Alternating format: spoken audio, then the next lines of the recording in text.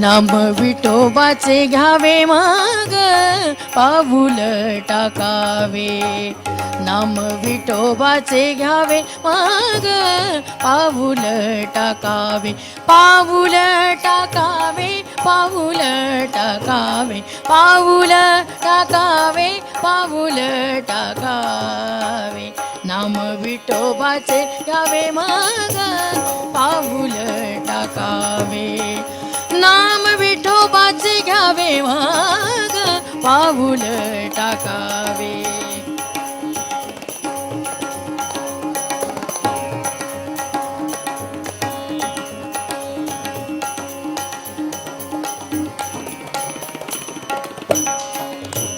नाम तारक हे थोर, नाम तारक हे थोर, तारक हे थोर, नाम तारक हे थोर, तरिले अपार नामे तरिले अपार, तरिले अपार नामे तरिले अपार, नाम विठोबाचे घ्यावे माग पाऊल टाकावे, नाम विठोबाचे घ्यावे माग पाऊल टाकावे. जय जय विठोबा रखुमाई, जय जय विठोबा रखुमाई, जय जय विठोबा रखुमाई. नमस्कार. जय हरी विठ्ठल या जय महाराष्ट्राच्या वारी विशेष कार्यक्रमात मी प्रशांत सागवेकर तुम्हा सगळ्यांचं मनापासून स्वागत करतो. आषाढी वारी अवघ्या महाराष्ट्राची परंपरा, अवघ्या महाराष्ट्राची संस्कृती. आज जवळजवळ 700-800 वर्षांच्याहून अधिक वर्ष होऊन गेली, पण ही वारीची परंपरा अखंडितपणे महाराष्ट्रात सुरू आहे आणि महाराष्ट्राचा हा अभिमान आहे, महाराष्ट्राची ही अस्मिता आहे. आज माऊलींच्या पालखीचं प्रस्थान झालंय. आळंदीमधूनच माऊली स्वतःच्या आजोळघरी गेलेत आणि आज आपल्या जय हरी विठ्ठल या कार्यक्रमाचा देखील हा पहिला भाग आहे. आणि आज माझ्यासोबत आळंदीमध्ये मी आहे आणि आळंदीमधल्या सुप्रसिद्ध गायिका ज्योती गोराणे मॅडम आज आपल्यासोबत आहेत. मी त्यांचं स्वागत करतो. नमस्कार. रामकृष्ण हरी सर. रामकृष्ण हरी. त्याचबरोबर त्यांचे पती आणि सुप्रसिद्ध पखावाज वादक, तबला वादक श्याम गोराणे जी आपल्यासोबत आहेत, त्यांचंही आपण स्वागत करूया. आणि त्यांना साथ संगत करणारी सगळी मंडळी आणि माझ्या बाजूला जे सगळे बसलेत हे वारकरी परंपरा पुढे चालवणारी ही पुढची पिढी आहे, जे आज आळंदीमध्ये राहून या सगळ्यांच्या सोबत हे संस्कारांचे धडे गिरवत आहेत. ज्योतिजी, कार्यक्रमामध्ये तुमचं अगदी मनापासून स्वागत. अतिशय सुरेल अशी सुरुवात तुम्ही केलेली आहे विठोबाच्या स्तुती गायनानं. खरं तर आळंदीमध्ये ज्या वेळेला आम्ही येतो, माऊलींचा जो वास आहे आळंदीमधला, हा या जागेजागेमध्ये जाणवतो. तुम्ही सगळेजण स्थानिक आहात, तुम्ही इथली लोक आहात, या मातीत तुम्ही वाढलात, जन्मलात. तुमच्या भावना काय असतात? आमच्या भावना अशा की एक वारकऱ्यांच्या आम्ही बाहेरच्या लोकांच्या दृष्टीने कलाकार आहोत, पण आम्ही ते वारकरीच आहोत आळंदीमध्ये आणि आम्ही वारकरीच आयुष्य जगतो म्हणजे. आणि आम्हाला सातत्याने असं वाटतं की माऊली आमच्या सोबत आहेत, माऊली इथेच आहेत, या मातीच्या कणाकणामध्ये सगळ्या ठिकाणी माऊली आहेत इथे. आणि असाच भास आम्हाला होतो. आणि जेव्हा इथे अनेक वारकरी येतात, समाधी सोहळा पण असतो, प्रस्थान सोहळा पण वारीचा आपण इकडे साजरा करतो, तर इथे जी मंडळी जेव्हा येतात तर ती एक आम्हा सर्वांसाठी म्हणजे आपल्या सर्वांसाठी आणि आपल्या महाराष्ट्राची संस्कृती आहे वारी म्हणजे. तर आम्हा सर्वांसाठी पर्वणी आहे की हा जो माहोल आहे, असं वाटतं आपल्या घरात काहीतरी खूप मोठं कार्य आहे आणि तशा पद्धतीने ती मनात भावना आहे. नक्कीच. आणि ज्यावेळेला आपण सगळेजण बघतो की आळंदीमध्ये एवढ्या लांब लांब होऊन, म्हणजे आत्ता आळंदीतलं जर आजचं वातावरण आपण बघितलं, जेव्हा माऊलींची पालखी निघाली मंदिरातून, ते जे सगळं वातावरण होतं ते वातावरण भारावून टाकणारं वातावरण आहे.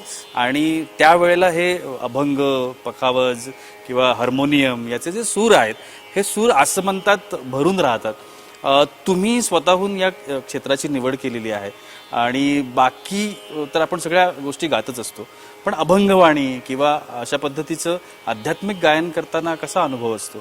खूप छान, खूप छान. म्हणजे मी म्हणेन की वारकरी भजन तुम्ही एखाद्या खूप मोठ्या स्टेजवरती गाताय, पण ते गाणं आपण आपल्या दैनंदिन चरितार्थ म्हणूयात या सगळ्या गोष्टींसाठी आपण गातो. पण जेव्हा आपण अभंग गातो किंवा भजनाचं जे काही सेवा करतो त्यावेळेला तो आपण फक्त ती माऊलींसाठी करतो आणि तीच इच्छा आपल्या मनामध्ये असते आणि त्यावेळेला इतकं समाधान भेटतं की तुम्हाला हजारो करोडो रुपये जरी लोकांनी दिले त्याचं समाधान तेवढं नसतं, एवढं माऊलींचं भजन गाऊन ते समाधान त्या सेवेमध्ये भेटतं. वा वा वा, सुंदर. आपण सगळेजण खूप छान एका माहोलमध्ये आहोत, त्यामुळे आणखीन एखादं गाणं किंवा एखादा अभंग आपल्याला घ्यायला हरकत नाही. नक्कीच नक्कीच. माऊली ज्या विठोबारायांना भेटायला पंढरपूरला चाललेत आता, निघालेत म्हणजे आजच प्रस्थान झालंय. तर त्या विठुरायाचा अतिशय सुंदर असा अभंग सर्वांना परिचित आहे, पंडित भीमसेन जोशींजींनी गायलेला राजस सुकुमार मदनाचा पुतळा गाण्याचा प्रयत्न करते.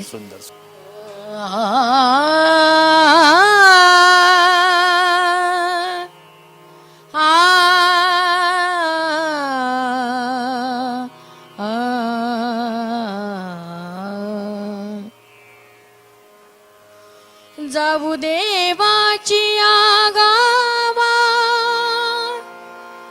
जाऊ देवाची गावा, जाऊ देवाची गावा, जाऊ देवाची गावा.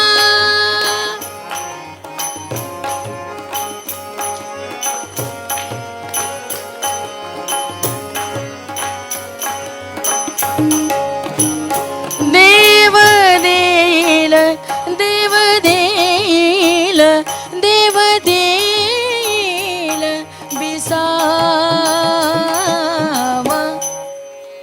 जाऊ देवाची गावा, जाऊ देवाची गावा.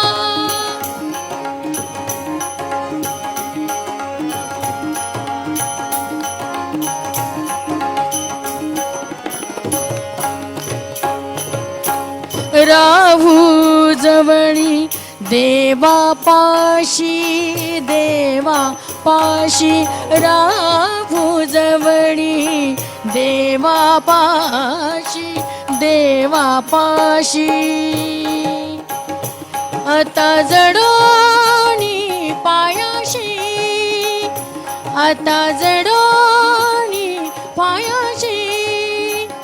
देव देईल, देव देईल, देव देईल बिसावा. जाऊ देवाची गावा, जाऊ देवाची गावा.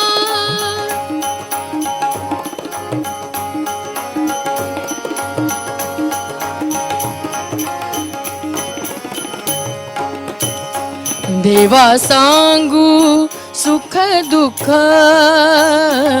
देवा सांगू सुख दुःख. देव निवारील भूक, देव निवारील भूक, देव निवारील भूक. देव देईल, देव देईल, देव देईल बिसावा. जाऊ देवाची गावा, जाऊ देवाची गावा, जाऊ देवाची गावा, जाऊ देवाची गावा. देवाची गावा, देवाची गावा. वा वा वा, सुंदर सुंदर, खूप छान खूप छान. आणि खरं तर हा जो सगळा हे जे वातावरण आहे, हे वातावरण आपल्याला खऱ्या अर्थानं देवाच्या चरणी लीन होण्यासाठी भाग पाडतं. अनेक वेळेला आपण सगळेच जण अध्यात्माच्या रूपानं देवाच्या रूपानं आपण ईश्वराची भक्ती करत असतो. सातत्यानं आपण आपल्या समस्यांमध्ये अडचणींमध्ये सुखदुःखांमध्ये आपण देवाची आळवणी करत असतो आणि या आळवणीच्या पाठीमागं जी एक भक्तीची ओढ असते ती ओढ खूप छान असते. आणि तुम्ही सगळेजण कलाकार भाग्यवान आहात की तुम्हाला ही ओढ तुमच्या भावना या अशा शब्दांच्या रूपाने म्हणा किंवा तुमच्या या सेवेच्या रूपाने म्हणा मांडता येतात. त्याबद्दल थोडंसं आम्हाला सगळ्यांना सांगा. मगाशी सांगितल्याप्रमाणे सर की आम्हाला ही आमच्यासाठी पर्वणी असते जी. आणि आम्ही सर्वजण आतुरतेने वाट पाहत असतो. प्रस्थान सोहळा असेल म्हणजे वारीचा हा आनंद असेल किंवा समाधी सोहळा असेल माऊलींचा. आणि खरं तर फक्त माऊलींच्यामुळे की माऊली इथे आहेतच हो याचा माझा पूर्ण ठाम विश्वास आहे या गोष्टींवरती. आणि माऊलींमुळेच आम्ही आळंदीमध्ये राहतो. नाही तर बरेच लोक आम्हाला म्हणतात की मग तुम्ही एवढे TV शोज करता किंवा इकडे प्रोग्रॅम्स वगैरे करता, मग तुम्ही तुमच्यासारख्या लोकांनी पुणे मुंबईला राहायला पाहिजे. पण आम्हाला खरं सांगू, आम्हाला सगळ्यात जास्ती समाधान कुठे भेटतं तर ते आळंदीमध्ये भेटतं. नक्कीच. आणि कर्मधर्म संयोगानं तुम्ही दोघेही एकाच क्षेत्रामध्ये आहात. बऱ्याच वेळेला असं होत नाही. खरं तर याच्या पाठीमागची एखादी छोटीशी स्टोरी असेल तर तीही आम्हाला ऐकायला आवडेल की तुम्ही दोघं जण ठरवून एका क्षेत्रात आलायत की एका क्षेत्रात होतात म्हणून लग्न केलं. हा श्यामजी अगदी अगदी अगदी. खरे तर 1998ला हा मी फक्त तबला वादन शिकण्यासाठी आळंदीमध्ये आलो. वा कारण जगामध्ये आळंदीचं जे महत्त्व आहे ते ज्ञानभूमी म्हणून आहे. इथे सर्व साधक वर्ग येतात, इथे ज्ञान संपादन करतात. आता बऱ्याच लोकांना असं वाटतं की यांना काही कामधंदे नाही किंवा हे गरीब घरातले आलेले लोक, पण नाही. अतिशय श्रीमंत घरातली सुद्धा मुले इथे येऊन माधुकरी मागून शिक्षण घेतात. वा. जे शिक्षण माऊलींनी घेतलं, माऊलींनी स्वतः माधुकरी मागितली, तर त्या पद्धतीने सर्व, कारण आम्ही लोक येतो ते माऊलींवर निष्ठा असल्यामुळेच. त्यामुळे आम्ही घरी किती श्रीमंत आहोत आम्हाला त्याच्याशी घेणं नाही. बरोबर. आम्हाला माहिती आहे माऊलीच्या दरबारात आल्यानंतर आम्ही श्रीमंतच काय ज्ञानानेही आम्ही श्रीमंत आहोत, पैशानेही आम्ही श्रीमंत वा. आहोत. जगात महत्त्व फक्त ज्ञानाला आहे आणि ते ज्ञान ह्या माऊलींच्या भूमीतच मिळतं. त्यामुळे ही ज्ञानभूमी आहे. आणि ह्या ज्ञानभूमीमध्ये जेव्हा आम्ही साधक म्हणून येतो, माधुकरी मागून शिकतो, तर असंच शिकत असताना विद्यार्थी अवस्थेत म्हणजे 2006 साली ज्योती गोराने म्हणजे त्यावेळेस ज्योती पानमंत पाटील हा यांचा मला कॉल आला हा की सर, माऊलींच्या समाधीसमोर मला भजन करायचं आहे. माझा इथे कुणाशीच परिचय नाही. माझ्या गुरुजींसोबत म्हणजे पंडित भजन सम्राट पंडित बाळासाहेबजी वाईकर सरांसोबत तुम्ही तबला साथ केली त्यावेळेस मी तुम्हाला बघितलं होतं. हा तर तुम्ही मला परिचित आहात की तुम्ही आळंदीमध्ये राहता, तर मला माझ्या भजन सेवेला साथ कराल का? आणि या अगोदरची पार्श्वभूमी अशी होती की ज्योतीचे वडील फार कमी वयात एक्सपायर झाले अच्छा आणि ते दुःख ती पचवू शकली नाही. कारण ती तशी सर्व महाराष्ट्रातल्या नामवंत कीर्तनकारांना परिचित होती. संपूर्ण वारकरी घराण्यातून तिचा जन्म झाला आहे. ती गात होती लहानपणापासून. आईकडूनच तिने पूर्वी धडे घेतले. बाळासाहेब वाईकर सरांकडे शिकली नगरला, आळंदीमध्ये पंडित कल्याणजी गायकवाड गुरुजींकडे शिकली आणि आता ती पंडित सुरेशजी वाडकर गुरुजींकडे वा वा शिकते. वा. तर असा तिचा सगळा प्रवास. आणि या प्रवासात सुरुवात म्हणजे तिच्याच गावातील एका प्रसिद्ध महाराजांनी सांगितलं की तू त्या जगाच्या आईच्या सानिध्यात जा, तू वडिलांचं दुःख विसरशील, क्या तिथे बात. जाऊन तू समाधीपुढे पारायण कर. वा वा. आणि त्या निमित्ताने ती आळंदीमध्ये आली. समाधी समोर पारायण करत असताना आळंदीतील प्रसिद्ध एक आचरणसिद्ध महिला कीर्तनकार पुष्पाताई शिंदे यांची कृपा तिच्यावर झाली. त्या म्हटल्या की तू समाधी समोर का बसून का भजन करत नाहीस? त्यावेळेला तो मला आलेला कॉल होता वा वा. आणि मी तिच्या साथीला गेलो. भजन संपल्यानंतर आळंदीमध्ये एक परंपरा आहे की तुम्ही समाधीसमोर जाऊन नारळाचा प्रसाद दिला जातो, काय सेवामूल्य. अच्छा आणि तसं आम्ही दोघेही नारळाचा प्रसाद घ्यायला समाधी पुढे वाकलो. कुणीतरी हार फेकला मागून ओ आणि त्या एकाच हारामध्ये आम्ही आलो. आणि मग ते आणि त्यावेळेस पुजारी होते आमचे मित्रच, ते म्हटले की दादा जोडी छान शोभते. बस माऊलींच्या समाधी समोर प्रपोज करणारा मी एकमेव पहिला साधक असेल तबल्यातला, वा वा. संगीत कलेतला. की मी तिला म्हटलं की माऊलींची काहीतरी इच्छा इच्छा. दिसते आणि माझ्याशी लग्न करशील का? तर ती म्हटली माझी आई जर हो म्हटली, म्हणजे जगाच्या आईसमोर तिने सांगितलं वा. की माझी आई जर हो म्हटली तर मी नक्कीच तुमच्याशी लग्न करेन. आणि पुढे सर्वांना ज्ञात आहे, सोहम जन्माला आला, तबल्यामध्ये त्याने संपूर्ण जगभरात नाव केलं. आजही तो सगळीकडे वाजवतोय, हो. जगातील दिग्गज लोकांसोबत जुगलबंदी करतोय. ही सर्व माऊलींची कृपा आहे. आणि विशेष म्हणजे माऊलींनी लिहिलेल्या ज्ञानेश्वरीचा जन्म नेवासा या ठिकाणी झाला. सोहमचाही जन्म नेवाशातच झाला. वा. आणि माऊलींची ज्ञानेश्वरी जगाला आळंदीमधून कळाली, सोहमही जगाला आळंदीमधूनच कळाला. त्यामुळे सोहम हा माऊलींचा प्रसाद आहे. वा, क्या बात. खूप सुंदर. आणि तुम्हाला दोघांनाही खरं तर हा माऊलींचा आशीर्वादच आहे असं आपल्याला या निमित्तानं म्हणायला हरकत नाही. खरं तर एक नवीन गोष्ट मला तर आजच कळालेली आहे. तर खूप छान वाटलं. तुम्हाला दोघांनाही खूप खूप शुभेच्छा. पण तुमच्या दोघांचं एखादं गाणं या निमित्तानं व्हायला पाहिजे, कारण तुम्ही दोघं एकत्र आलात. सो एखादा असा अभंग किंवा एखादं असं, कारण आज माऊलींचा दिवस आहे आणि आपण माऊलींसाठी सगळेजण एकत्र जमलेलो आहोत. त्यामुळे एखादा असा अभंग जो तुमच्या दोघांच्याही आवडीचा आहे अत्यंत, आणि तुम्ही अनेक कार्यक्रमांमध्ये तो सादर केला असेल. अलीकडेच आत्ताच एक नवीन कवी आहेत, मला वाटतं विदर्भातले आहेत ते, अरुण सांगोले म्हणून. अच्छा. त्यांनी तो अभंग लिहिलेला आहे. आणि नागेशजी अडगावकर यांनी गायलेला एक अभंग आहे, विठ्ठला पाहणे हाची माझा छंद. आणि मी तो एकदा असाच प्रवास करताना कुठेतरी ऐकला होता रेकॉर्डिंग. तर मला तो एवढा भावला की मी माझ्या प्रत्येक कार्यक्रमामध्ये तो अभंग गाते, म्हणजे गाते. आणि आम्हा दोघांनाही ती रचना अप्रतिम, म्हणजे खूप आवडते दोघांनाही. आणि अप्रतिम लिहिलेलं, अप्रतिम गायलेला अभंग. एक दोन अंतरे गाते. नक्की नक्की नक्की नक्की ऐकूया आपण.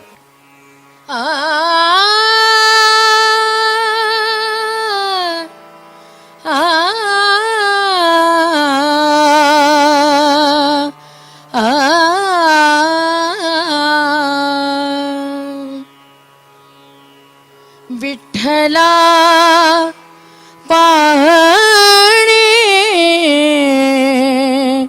हाची माझा छंद, विठ्ठला पाहणे हाची माझा छंद, विठ्ठला पाहणे हाची माझा छंद. मिळे तो आनंद, मिळे तो आनंद, मिळे तो आनंद, काय वर्णू विठ्ठला पाहणे हाची माझा छंद, विठ्ठला पाहणे हाची माझा छंद.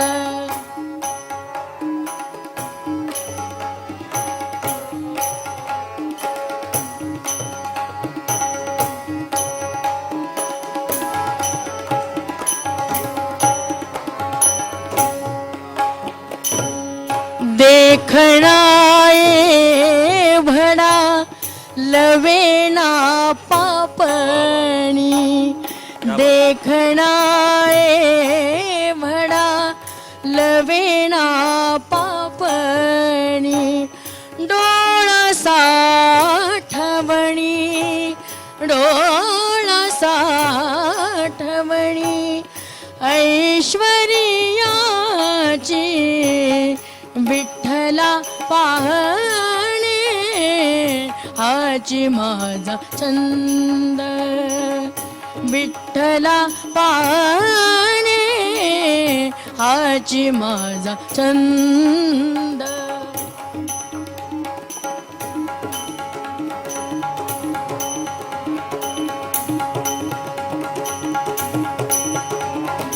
वा वा वा वा.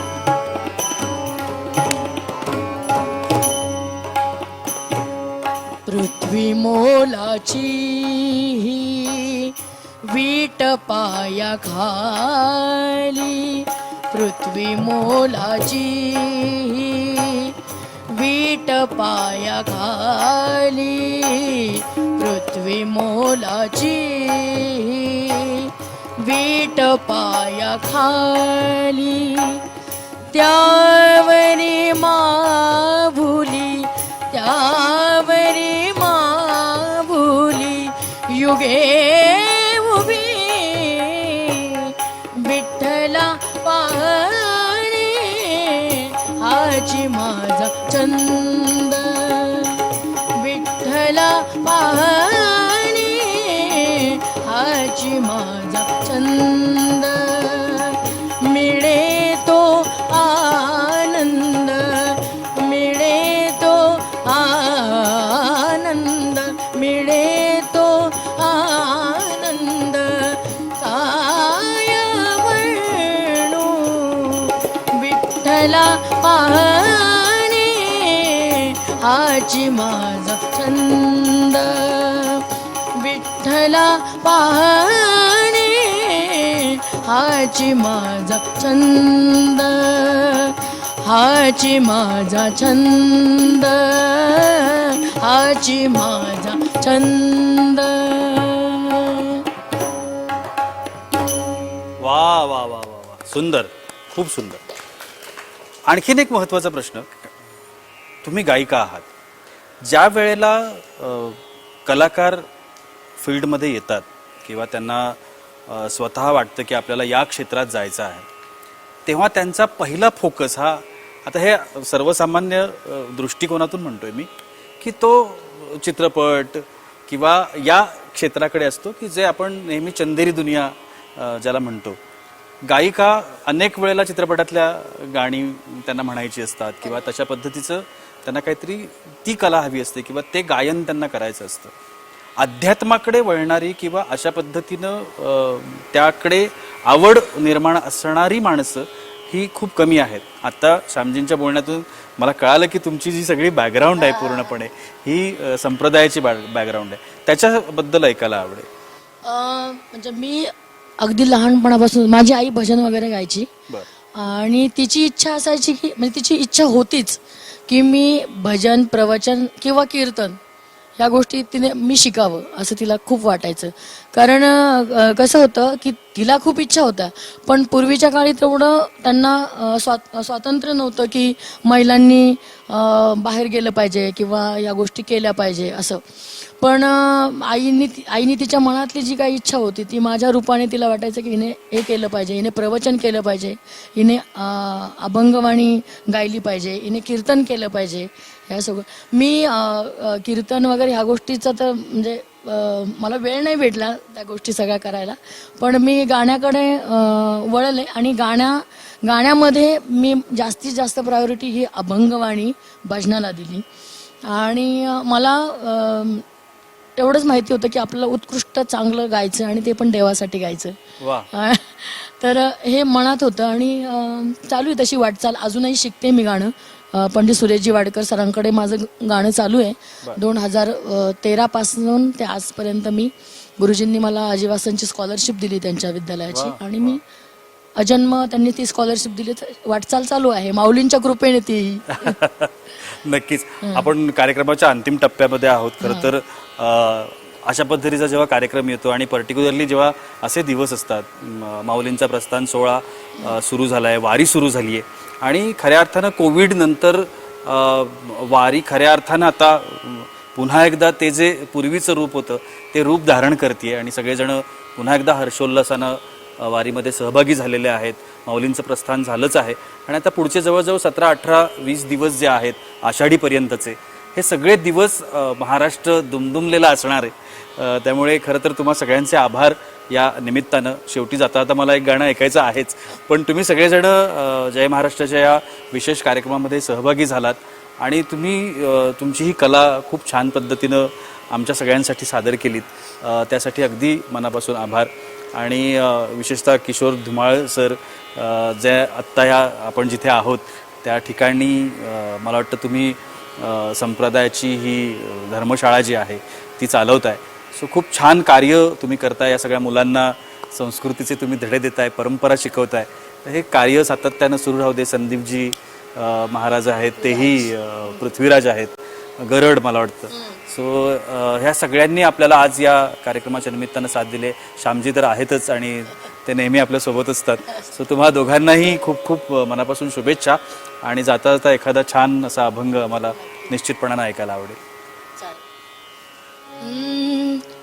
ज्ञानोबा माऊली तुकाराम, ज्ञानोबा माऊली तुकाराम, ज्ञानोबा माऊली तुकाराम, ज्ञानोबा माऊली तुकाराम, ज्ञानोबा माऊली तुकाराम.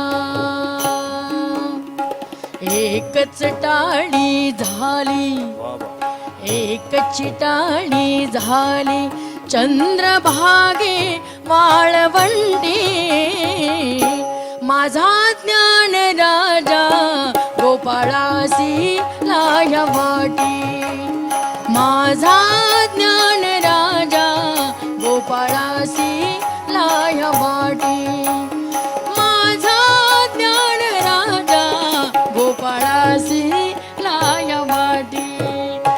ज्ञानोबा माऊली तुकाराम, ज्ञानोबा माऊली तुकाराम. बोला ज्ञानोबा माऊली तुकाराम, ज्ञानोबा माऊली तुकाराम, ज्ञानोबा माऊली तुकाराम, ज्ञानोबा माऊली तुकाराम. एकच टाळी झाली, एकच टाळी झाली, चंद्रभागे वाळवंटी, माझा ज्ञान राजा गोपाळासी लाया वाटी, माझा ज्ञान राजा गोपाळासी लाया वाटी, माझा ज्ञान राजा गोपाळासी लाया वाटी. ज्ञानोबा माऊली तुकाराम, ज्ञानोबा माऊली तुकाराम. नामदेव कीर्तन करी पुढे देवनाच पांडुरंग, नामदेव कीर्तन करी पुढे देवनाच पांडुरंग, जणी म्हणे बोला ज्ञानदेवा भंग, जणी म्हणे बोला ज्ञानदेवा अभंग. एकच टाळी, एकच टाळी झाली, चंद्रभागे वाळवंटी, माझा ज्ञान राजा गोपाळासी लाया वाटी, माझा ज्ञान राजा गोपाळासी लाया वाटी, माझा ज्ञान राजा गोपाळासी लाया वाटी. ज्ञानोबा माऊली तुकाराम, ज्ञानोबा माऊली तुकाराम, ज्ञानोबा माऊली तुकाराम, ज्ञानोबा माऊली तुकाराम. हा हा हा हा. ज्ञानोबा माऊली तुकाराम, ज्ञानोबा माऊली तुकाराम. बोला ज्ञानोबा माऊली तुकाराम,